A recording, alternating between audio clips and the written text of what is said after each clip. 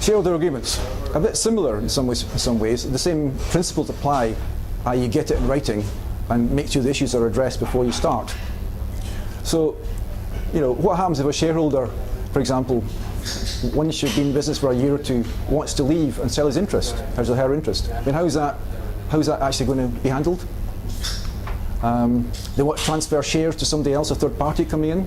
Is that what you want? There ought to be some controls over that. Somebody wants to set up their own company in competition. Is there anything to stop them doing that? A big one also, if people don't like to think about this, but supposing someone dies or becomes critically ill and they can't continue in the business, they can't actually contribute. Is that just going to, I mean, obviously someone dies, you can't do anything about it in that respect, but what does the business do to deal with that? And how does that affect the other people who are left?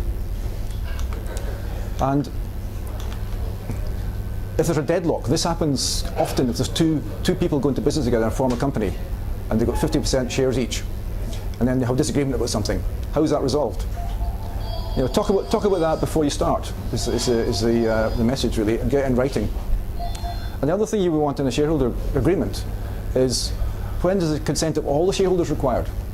If there's 3, 4, 5 of you, what decisions can be taken just by a majority, and when do you need everybody, including the minority shareholders? Only maybe you go in only 5% of the shares.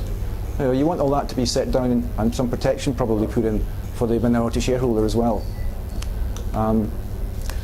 This is really a run through very briefly all this stuff, but it's really just to give a flavour of the sort of things that can go wrong, and a few tips on how to prevent them when you're actually going into business or in business.